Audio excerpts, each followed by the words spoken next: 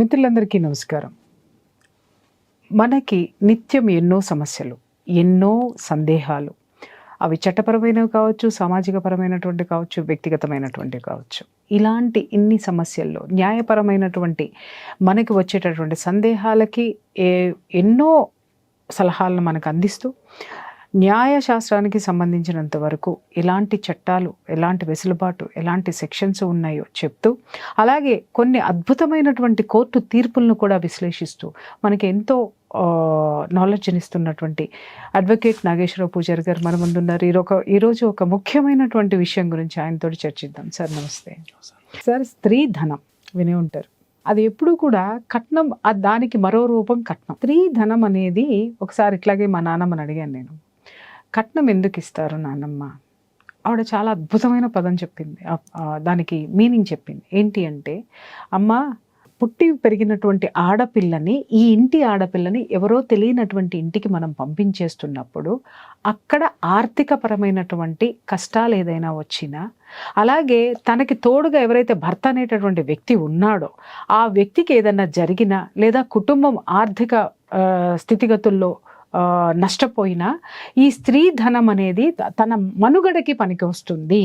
తన కాళ్ళ మీద తను నిలబడడానికి, ఎవరి మీద ఆధారపడకుండా ఉండడానికి. ఎందుకు అనంటే, ఒకవేళ భర్త చనిపోయినా, లేకపోతే వాళ్ళు ఆర్థికంగా నష్టపోయినా తిరిగి పుట్టింటికి వస్తే రిసీవ్ చేసుకునేటటువంటి తత్వము ఆ పుట్టింట్లో అప్పటికి తల్లిదండ్రులు ఉండొచ్చు, ఉండకపోవచ్చు, ఉన్నా కూడా వెసులుబాటు ఉండకపోవచ్చు. అందుకని ఆడపిల్లని అత్తవారింటికి పంపిస్తూ తనకి సెక్యూర్డ్గా భవిష్యత్తును ఆలోచించి ఈ స్త్రీ ధనం అనేటటువంటిది ఇచ్చేవారు.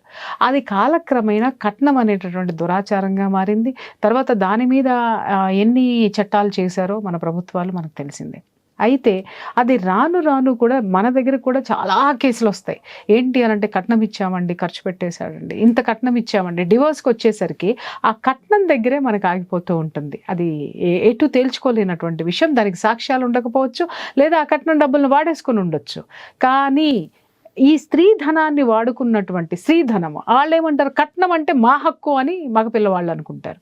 ఆ హక్కుగా వాడుకున్నటువంటి ఆ కట్నం ఏదైతే ఉందో ఆ స్త్రీకి అవసరమైనప్పుడు తిరిగి ఇవ్వాల్సిందే అనేటటువంటి అద్భుతమైనటువంటి తీర్పుని సుప్రీంకోర్టు ఇచ్చింది. నాకు నిజంగా నా మనసుకి చాలా ఆనందం అనిపించింది సార్. ఎందుకంటే ఎంతోమంది ఆడపిల్లల జీవితాలు మనం చూసాం. మేము కట్నం కోసమే పెళ్లిళ్ళు చేసుకొని, కట్నం వచ్చిన తర్వాత రోడ్డు మీద వదిలేసి వాళ్ళ తిప్పలు వాళ్ళకు వదిలేసినటువంటి క్షణాలు.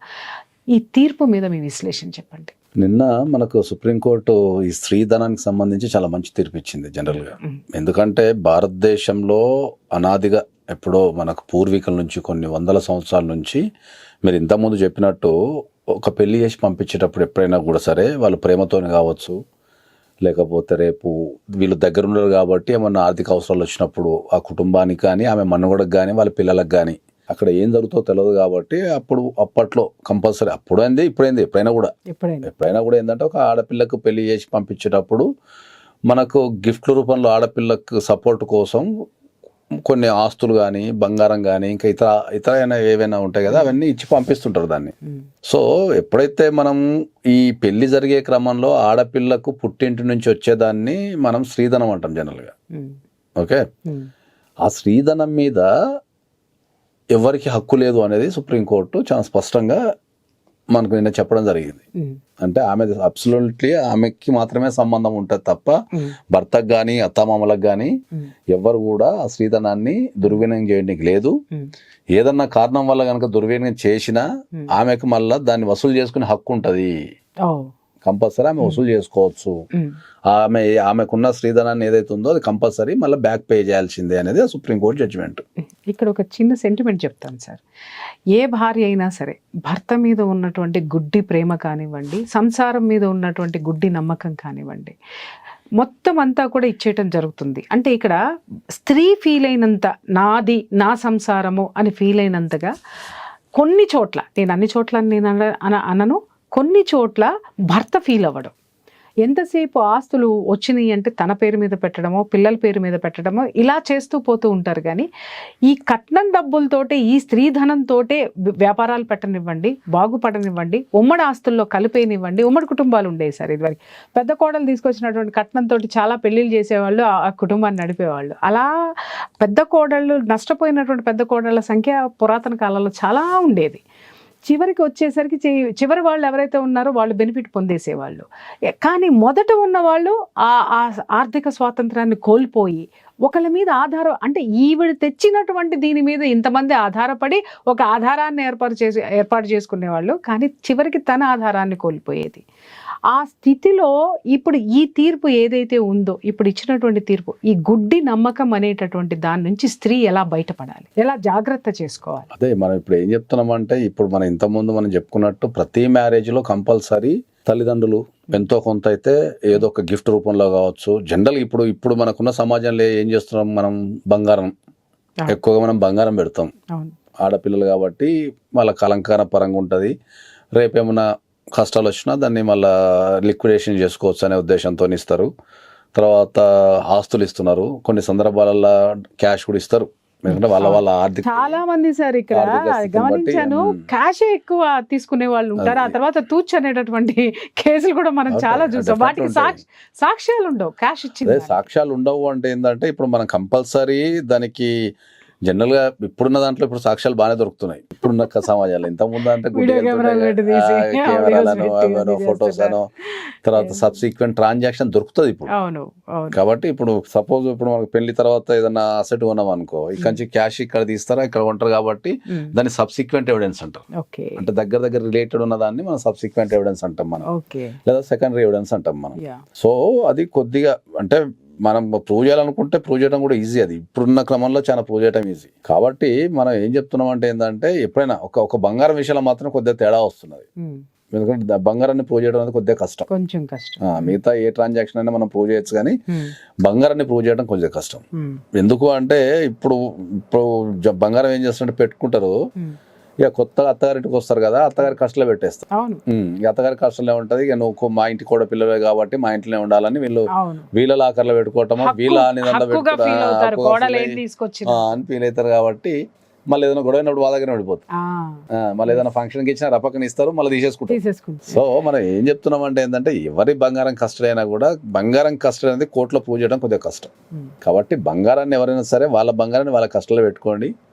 దాని తర్వాత ఇంకేమన్నా క్యాష్ ట్రాన్సాక్షన్స్ కానీ, ఏమన్నా ఆస్తుల ట్రాన్స్ఫర్ కానీ, ఇంకేదన్నా ప్రూవ్ చేయడం ఈజీ బాగా. ఈ సందర్భాల్లో మనం ప్రీ మ్యారిటల్ అగ్రిమెంట్ అనేది చాలా సందర్భాల్లో మనం ఉదాహరించాం. అసలు ఇలాంటి వాటికి అది బాగా ఉపయోగపడుతుందేమో అనిపిస్తుంది. అవును, ప్రీ మ్యారిటల్ అగ్రిమెంట్ అనేది మనం చేసుకొని ఎప్పటి నుంచో చెప్తున్నాం, కానీ అంత అవగాహన ఆన్ పేపర్ పెట్టడానికి ఎవరు ఇష్టపడట్లేదు కదా. అది అంటే ఇప్పుడు దీంట్లో ఒక కల్చర్ చేంజ్ అవ్వడానికి టైం పడుతుంది కంపల్సరీ. ఎందుకంటే ఇప్పుడు మన దగ్గర కొద్దిగా పెళ్ళి అనేది పవిత్రమైనది.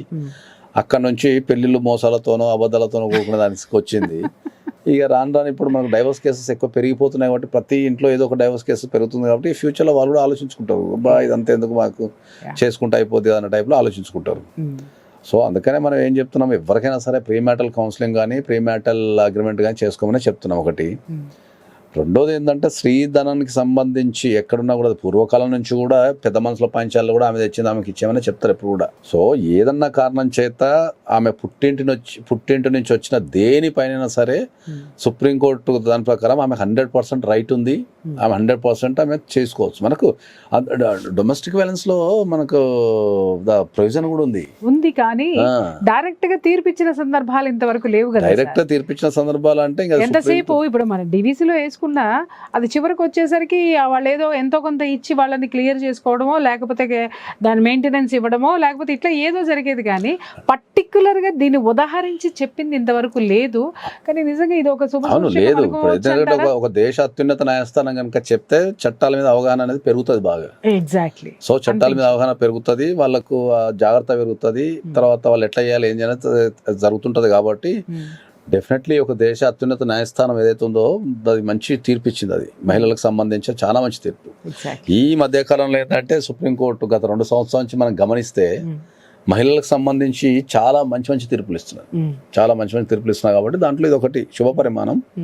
ఎందుకంటే వాళ్ళ తల్లిదండ్రులు ప్రేమతోని, లేకపోతే ఆప్యాయతోని, ప్రేమతోని, సెక్యూరిటీ కోసము ఆ పిల్ల అక్కడికి పోతే ఉండని ఆమెకు ధైర్యం ఉంటుంది. ఎందుకంటే ఆ పూర్వకాలంలో అమ్మాయిలకు ఎర్నింగ్ కెపాసిటీ లేదు కాబట్టి ఆ స్త్రీధనం అనేది ఒక ధైర్యం ఉంటుంది. ఇప్పుడు ఎర్నింగ్ కెపాసిటీ ఉన్నా కూడా ఇస్తున్నారు, కాబట్టి అది కంపల్సరీ స్త్రీధనాన్ని వాడుకునేటప్పుడు ఎవరైనా కూడా చాలా జాగ్రత్తగా ఉండాలని చెప్తున్నాం. థ్యాంక్ యూ సో మచ్ అండి. చూసారు కదా ఫ్రెండ్స్, సార్ చాలా చక్కగా చెప్పారు. ఏంటి అని అంటే చాలా జాగ్రత్తగా ఉండండి. పెళ్ళి కొడుకు అంటే భర్త యొక్క కుటుంబ సభ్యులు, ఆడపిల్ల తీసుకొచ్చేటటువంటి ఆ యొక్క స్త్రీ ధనం మీద ఎవరికి హక్కు లేదు. అది ఆమెకి మాత్రమే సర్వ హక్కులు ఉన్నాయి. ఆ స్త్రీ ధనం ఎందుకు ఆమెకి ఇచ్చారు అనడానికి కూడా చాలా క్లియర్గా ఇక్కడ డిస్కషన్ అనేది జరిగింది.